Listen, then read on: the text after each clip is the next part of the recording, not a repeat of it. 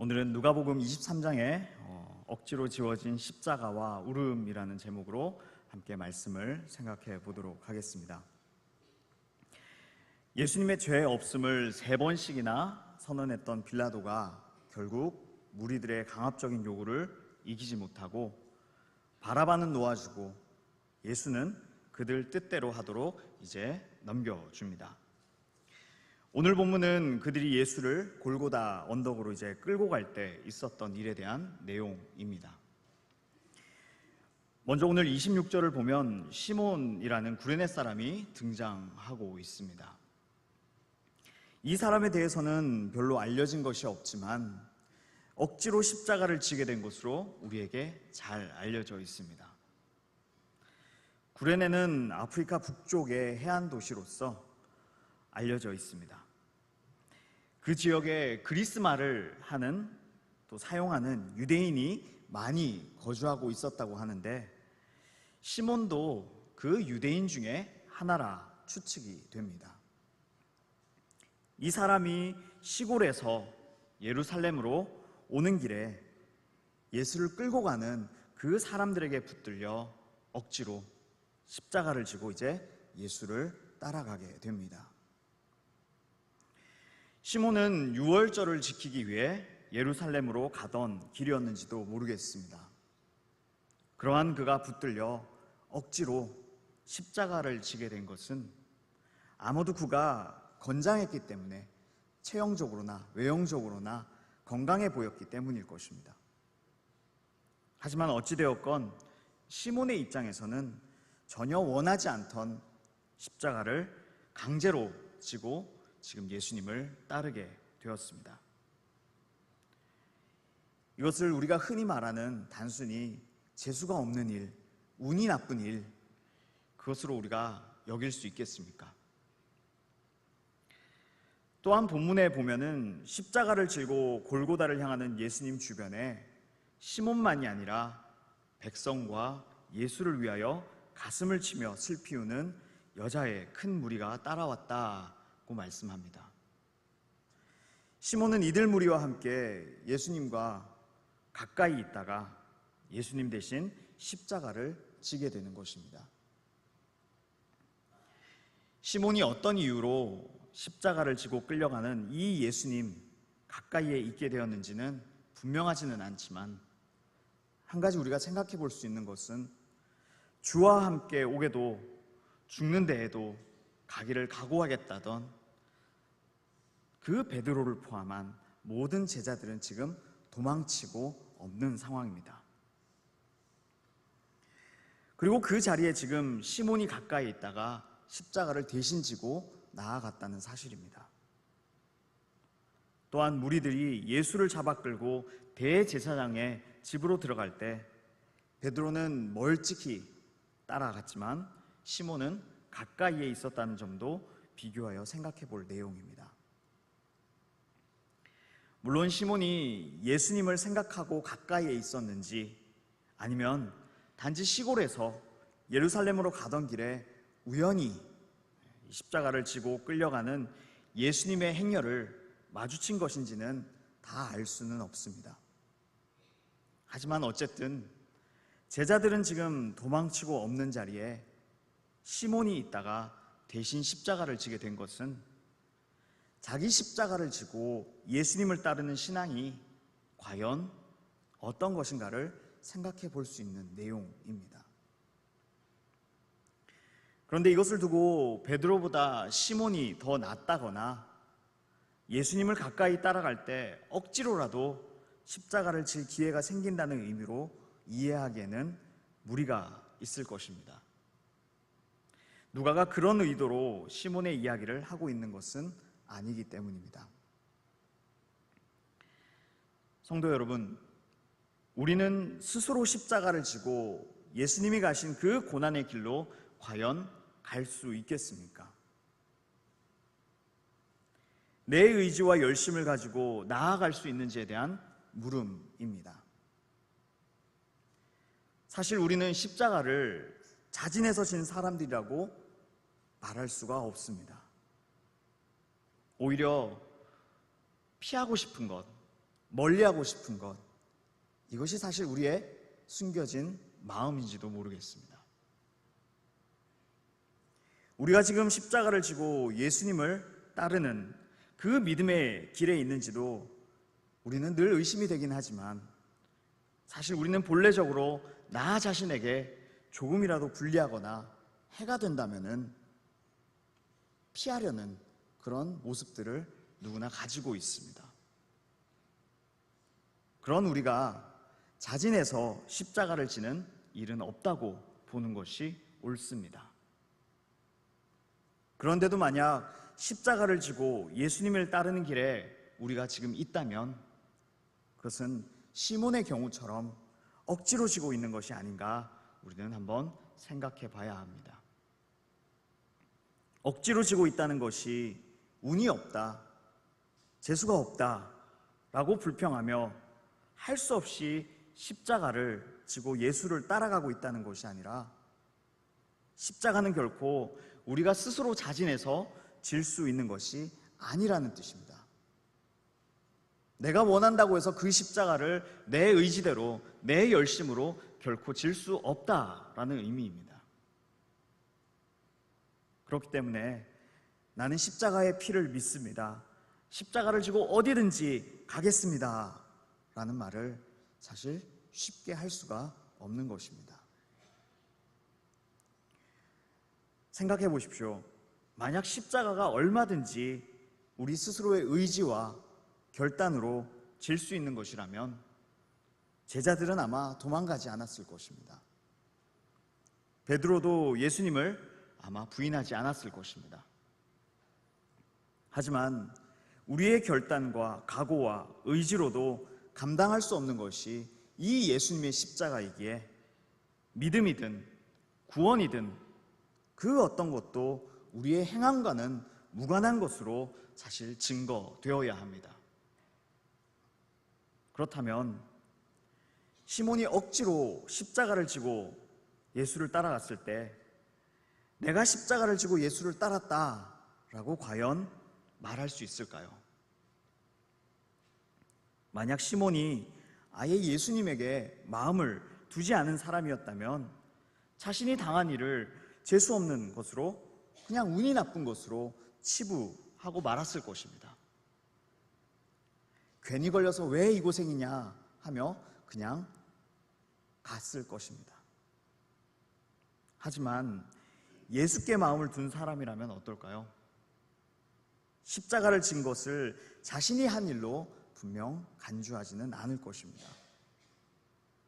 왜냐하면 십자가를 진 것이 자신의 본래의 마음이 아니었음을 알기 때문이고, 또한 자기 의지와 상관없이 상황에 의해서, 환경에 의해서 짊어지게 된 것으로만 바라볼 것이기 때문입니다.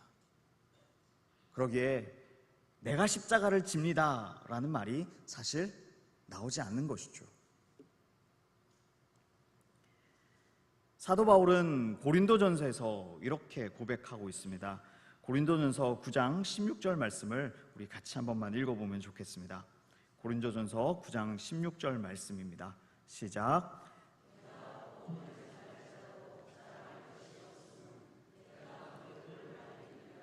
만일 복음을 전하지 아니하면 내게 화가 있을 것이로다.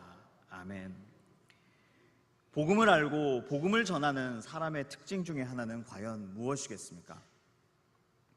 복음을 전하는 것은 자신의 의지와 무관하게 예수 그리스도에 의해서 되어진 이름을 진실로 안다는 점입니다. 그래서 사도 바울도 내가 부득불한 일이라 이렇게 고백을 합니다. 자신의 의지와 무관하다는 것은 무의식 상태에서 그냥 기계적으로 복음을 전한다는 뜻이 아니라, 자신이, 내가 스스로 본래는 복음과는 무관한 사람이었지만 복음에 의해 지금 다스림을 받으면서 그 복음의 힘에 이끌려 복음을 전하는 길로 가고 있음을 분명히 알고 있다는 점입니다. 그러므로 복음을 전하는 사람의 특징은 자신이 한 일에 대한 자랑이 결코 나올 수가 없습니다.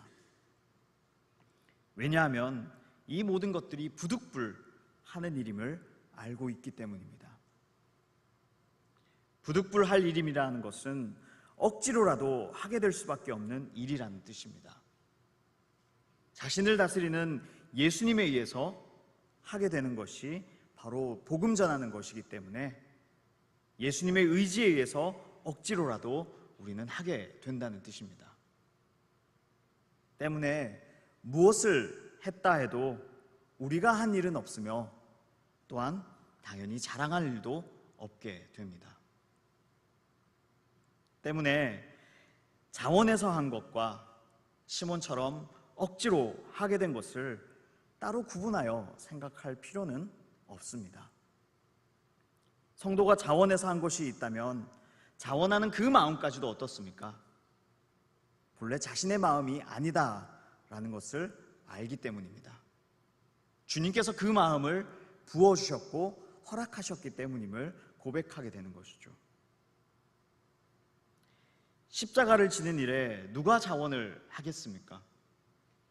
십자가를 지는 것이 나에게 유익이 되고 보여지는 것들이 있고 원하는 일을 이루는 것이라면 아마 서로 자원해서 하게 될 것입니다. 하지만 십자가 지는 것은 말 그대로 예수 그리스도의 고난에 참여하는 것입니다. 물질이 생기는 것도 아니고 원하는 것을 이루기는커녕 세상에서 어쩌면 미움받는 길이기도 합니다. 그런데도 십자가 지는 것을 자원한다면 그 마음은 이미 내 의지와는 상관이 없다는 결론을 내릴 수 있습니다. 이 같은 사실을 억지로 십자가를 지게 된 구레네 사람 시몬을 통해서 우리는 한번 생각해 볼 수 있다는 점입니다. 다음으로 예수님 가까이에는 시몬만 있었던 것이 아니라 예수님을 위하여 가슴을 치며 슬피 우는 여자의 큰 무리가 따라오고 있습니다. 사실 이 내용은 다른 복음서에서는 나오지 않는 누가만의 기록입니다. 누가는 과연 여인들의 이야기를 통해서 우리에게 무엇을 말하고 싶은 것일까요? 예수님을 위해 가슴을 치며 슬피 우는 여자는 적은 수가 아닌 큰 무리였다라고 말하는데 예수님을 위해 울어주는 이 여인의 무리가 그렇게 많았다는 것이 사실 뜻밖이기도 합니다. 그런데 예수님은 그들의 울음에 대해서 오늘 28절에서 이렇게 말씀합니다. 예루살렘의 딸들아, 나를 위하여 울지 말고 너희와 너희 자녀들을 위하여 울라 라고 말씀합니다. 즉 여인들의 우는 이유가 지금 잘못되었다라는 뜻입니다. 여인들은 지금 십자가를 지고 가는 예수님의 비참한 모습으로 인해 울고 있습니다. 예수님이 당하시는 고난과 고통의 모습은 여인들의 눈물을 흘리기에 아마 충분했을 것입니다. 하지만 그것은 동정일 수도 있으며 감상적인 눈물입니다. 예수님이 가시는 길은 분명 저주의 길입니다. 그런데 그 저주는 처음부터 우리가 짊어져야 할 죄의 몫이며 삭시됩니다. 그 저주를 예수님이 대신 짊어지고 가십니다. 따라서 예수님을 보면서 그 비참한 모습에 동정의 눈물을 흘려야 되는 것이 아니라 저주 속에 속한 자신의 비참함을 보고 눈물을 흘릴 수 있어야 했던 것이죠. 예수님이 비록 비참한 모습으로 골고다를 향해 끌려가고 계시지만 예수님을 생각해 보면 어떻습니까? 예수님은 결코 실패자도 아니며 패배자도 아닙니다.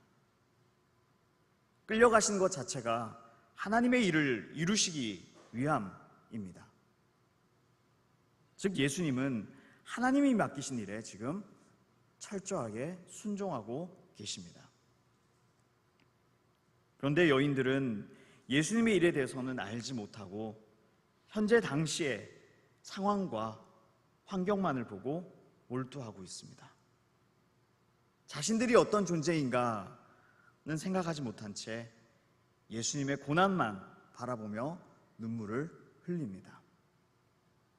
이것이 바로 십자가 고난에 대한 우리의 반응인지도 모르겠습니다. 예수님으로 인해 눈물을 흘리는 것은 있으나 우리 자신의 모습은 잘 보지 못한다는 뜻입니다. 여인들의 눈물이 비록 동정이 아니라 예수님을 향한 자신들의 기대가 무너짐으로 인한 실망과 허탈함, 분노가 어우러진 결과라고 해도 동일한 것은 바로 자신을 보지 못했다는 점이 동일하기 때문입니다. 저주에 속한 자신의 실상을 보지 못하기에 자신을 위해 울 줄은 모르고 다만 십자가를 지고 가신 예수를 바라보며 눈물을 흘릴 뿐입니다. 이것은 마치 오늘날 교회가 고난주간이 되면 예수님의 고난을 언급하며 눈물을 흘리는 것을 생각하게 만듭니다. 하지만 그 눈물은 고난주간이 끝나고 다시 부활의 시간이 올 때 어떻습니까? 그 눈물이 거두어지고 다시 기쁨으로만 우리를 보게 됩니다. 여인들의 눈물과 어쩌면 맥을 같이 하는 건지도 모르겠습니다. 여인들의 울음도 예수님의 십자가 사건이 끝나면 더 이상 울어야 할 이유가 사라지기 때문입니다. 오늘 예수님이 여인들을 향해 예루살렘의 딸들아 라고 부르시는 것은 분명 이유가 있습니다. 누가복음 21장 20절에 보면 예수님께서 예루살렘의 멸망에 대해 선포하고 계심을 볼 수 있습니다. 예루살렘의 멸망은 예루살렘이 예수님을 배척하고 죽이는 것을 통해 어쩌면 스스로 그것을 드러내고 있습니다. 다시 말해서 예수님이 십자가를 지고 끌려가는 것 자체가 예루살렘의 멸망을 확실하게 보여주고 있는 증거가 되는 것이죠. 그러므로 예루살렘의 딸들아 라고 부르시는 것은 너희가 멸망 속에 속한 자라는 의미가 담겨 있습니다. 이처럼 멸망에 속한 자로서 예수님을 바라보며 자신과 자식을 위해 울어야 한다는 뜻입니다. 성도 여러분, 우리는 나 자신과 자녀들을 위해 울고 계십니까? 아마 세상 일이 뜻대로 되지 않고 힘든 일이 있을 때면 울지 말라고 해도 우리에게는 울음이 날 것입니다. 자식으로 인해 속이 상할 때도 우리에게는 울음이 날 것입니다. 내 마음대로 되지 않기 때문이죠. 바라는 것들이 되지 않고 어려움에 있다면 아마 더더욱 그럴 것 같습니다. 하지만 그 울음은 어떻습니까? 세상의 환경으로 인한 것이지 또 보이는 것이지 저주에 속한 인간의 본질적인 문제로 인함은 아닙니다. 요즘 신방을 하면서 많은 이야기를 듣고 있는데요. 한 성도님의 고백이었습니다. 전에 틀에 갇혀 있어서 그런 시각으로 바라볼 때는 자녀들이 교회에 잘 출석하고 예배 드리기를 기도했다라고 합니다. 왜냐하면 그것이 믿음의 가정으로 보여지기 때문입니다.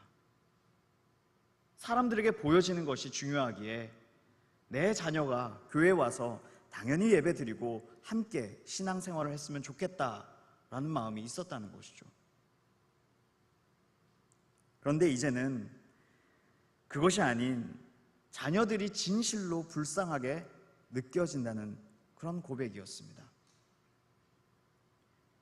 당장 교회 나오지 않아도 되니까, 괜찮으니까 그 영혼을 위해서 기도하게 된다라는 것이죠. 기도의 내용이 바뀌었다라고 고백을 하셨습니다.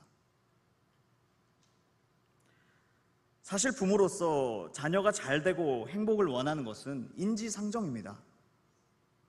당연한 사실이죠. 하지만 혈육의 관계를 넘어서 죄된 나에게서 낳은 내 자녀, 내 자녀로 보지 않고 한 생명으로서 과연 그들을 바라볼 수 있느냐는 것입니다. 그리고 그 생명을 위해서 하나님의 마음을 가지고 진실로 울고 있느냐는 점입니다. 나의 죄로 인해서 이 땅에 낳은 또 한 생명이 내가 하는 말과 내가 하는 행동으로 인해서 고통과 아픔을 겪고 있는 것 혹시 보이지는 않으십니까? 나의 그런 죄성을 생각한다면 나의 자녀들에게 있어서도 그 모습이 아마 보여지게 될 것입니다. 그 진실된 마음이 있다면 세상에 무엇을 원하고 세상에 무엇이 이루어진다라는 것을 기도하기보다는 어떻겠습니까? 내 자녀라는 것을 넘어 나에게 주어진 이 생명이 정말로 불쌍한 영혼으로 보이지 않겠습니까? 그리고 그 영혼을 위해 하나님의 마음을 가지고 울어줄 준비가 되어 있게 되는 것입니다.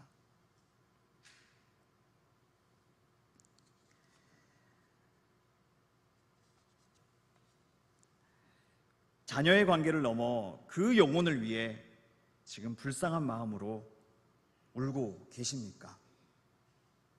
예수님은 오늘 말씀을 통해서 이것을 우리에게도 동일하게 말씀하고 계십니다. 단순히 예수님이 당하신 고난 때문만도 아니고 자기 삶의 어려움 때문만도 아니라 저주, 죄라는 인간의 본질적인 문제로 인한 울음, 즉 애통함이 있어야 예수님이 십자가 지신 그것을 통해 내가 죽을 자이고 또 내 자녀가 그런 자임을 알고 진실로 생명에 이르게 하신 예수님의 그 복음이 복된 사건으로 다가올 수 있다라는 점입니다. 이어서 29절에 보면 이렇게 말씀합니다. 보라, 날이 이르면 사람이 말하기를 잉태하지 못하는 이와 해산하지 못한 배와 먹이지 못한 젖이 복이 있다 하리라고 말씀합니다. 그리고 누가복음 21장 23절에는 이렇게 말씀합니다. 그날에는 아이 벤 자들과 젖 먹이는 자들에게 화가 있으리니 이는 땅에 큰 환난과 이 백성에게 진노가 있겠음이로다. 아멘. 세상의 가치관에 의하면 어떻습니까? 아이를 잉태하고 해산하는 일은 분명 축복입니다. 그런데 그 축복이 저주로 바뀝니다. 세상의 정상적인 가치관이 지금 뒤집혀지고 있는 것이죠. 이것이 마지막 때의 상황입니다. 복으로 여겨진 것들 때문에 화를 당하고 저주로 여겨졌던 일들이 오히려 복이 되는 때가 임하게 된다는 의미입니다. 그렇기 때문에 지금 당장 눈에 보이는 현재의 일로 웃고 우는 것이 아니라 저주에 속한 인간의 본질적인 문제로 인해 진실로 애통할 수 있느냐라는 물음입니다. 그로 인해 독생자 아들을 세상에 보내신 하나님이 누구시며 십자가를 지고 골고다라는 죽음의 길로 가신 예수님에게서 죽은 자를 살리신 은혜를 우리는 진실로 볼 수 있습니다. 그때서야 진정한 회개의 눈물이 있게 됩니다. 저주에 속한 것이 곧 우리 자신임을 알게 되면 하나님의 심판은 우리에게 당연한 것으로 다가올 수밖에 없습니다. 이것을 30절에서 말씀하십니다. 누가복음 23장 30절 말씀을 같이 한번 읽어보도록 하겠습니다. 시작. 그때에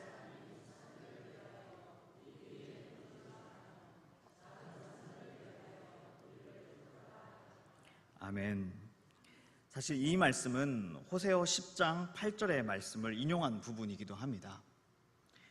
이스라엘의 죄, 곧 야훼의 상당은 파괴되어 가시와 찔레가 그 제단 위에 날 것이니 그때 그들이 산더러 우리를 가리라 할 것이요 작은 산더러 우리 위에 무너지리라 하리라.